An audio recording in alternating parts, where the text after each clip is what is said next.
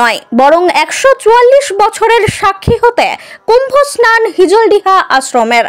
গত 21 তারিখ হিজলডিহা বিবেকানন্দ সেবা সমিতির একটি প্রতিনিধি দল আশ্রমের পক্ষ থেকে রওনা দেন কুম্ভ মেলার উদ্দেশ্যে প্রয়াগরাজে। জানা যায়, সেই প্রতিনিধি দল প্রয়াগরাজ মহাকুম্ভ, অযোধ্যা রামলালা মন্দির, বেনারস, কাশী বিশ্বনাথ দর্শন করেছেন। তবে এর মূল উদ্দেশ্য হল 2025 মহাকুম্ভ উপলক্ষে এলাকার মানুষের মঙ্গল কামনা বলে জানিয়েছেন মানস রায় এবং বিকাশ সর্দার বলে খবর। তবে সেখানে কি কি দেখলেন সেই বিষয়ে প্রশ্ন করা হলে উঠে আসে গুরুত্বপূর্ণ তথ্য। পুলিশ প্রশাসনের সহযোগিতা রয়েছে সুনিপুণ এবং রয়েছে কড়া নিরাপত্তা, বললেন হিজলডিহা বিবেকানন্দ সেবা সমিতির সদস্য বিকাশ সর্দার। লক্ষ লক্ষ মানুষের সমাগমে গমগম করছে পুরো প্রয়াগরাজ।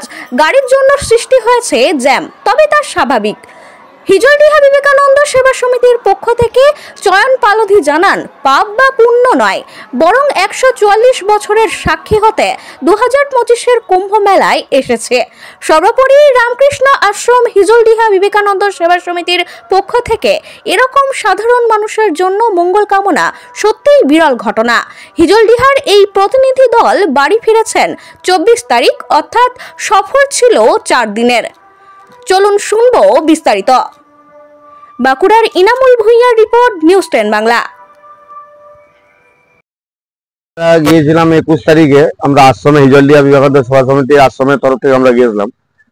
21 তারিখে গিয়েছিলাম। 21 তারিখে যে আমরা মোটামুটি 22 তারিখে সকালের দিকে আমরা সঙ্গম স্থলে পৌঁছাই।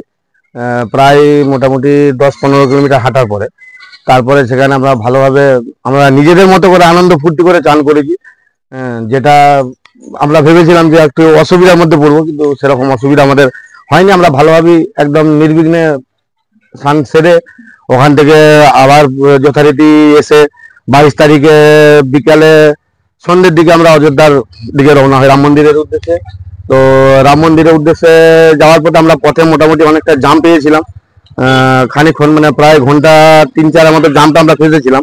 তারপরে মোটামুটি 23 তারিখের সকালের দিকে ওই 9টা, 9:30, 10টা এরকম টাইমে রাম মন্দির পৌঁছাই এবং সেখানে যে একটা প্রচন্ড লাইনের মধ্যে যাকে মোটামুটি আমরা দর্শন করলাম রাম মন্দিরে। যেটা আমরা করে গিয়েছিলাম, যেটা ভেবেছিলাম হয়তো দর্শন করতেই পারবো না, কিন্তু মোটামুটি ভালোভাবে সুস্থভাবে আমরা দর্শন করেছি।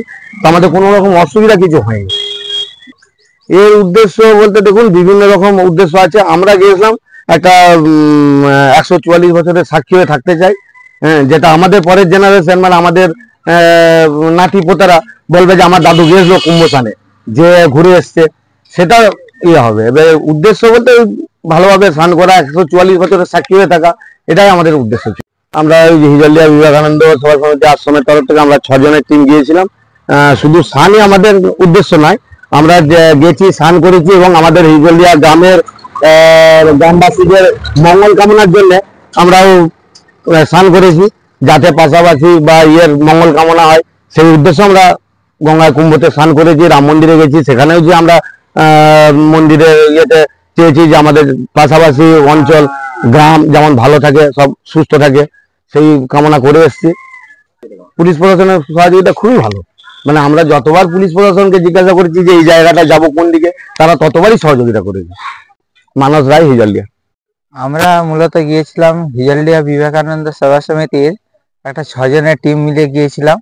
সে মহাকুম্ভে নাম শুনেছি, তাই গিয়ে সেখানে প্রয়াগরাজের যে মহাস্নান, সেটা আমরা এলাকাবাসীর মঙ্গলের জন্যে সে স্নান করলাম এবং যে বিপুল মানুষের যে সমাগম সেটা নিজের চোখে দেখলাম। রাস্তা জ্যাম, কিন্তু তারপরেও যে মানুষের যে সমাগম সেই কুম্ভে দেখা যাচ্ছে এবং মানুষ তা সানন্দে স্নান করছেন সেখানে গিয়ে, কিন্তু পরিষ্কার স্বচ্ছ জলও দেখা গেছে। আমরা ছিলাম 6 জন, হিজলডিহা বিবেকানন্দ সেবা সমিতির সদস্যবৃন্দ ছিলাম 6 জন। আমার নাম বিকাশ সর্দার, আমি হিজলডিহা বিবেকানন্দ সেবা সমিতির একজন সদস্য।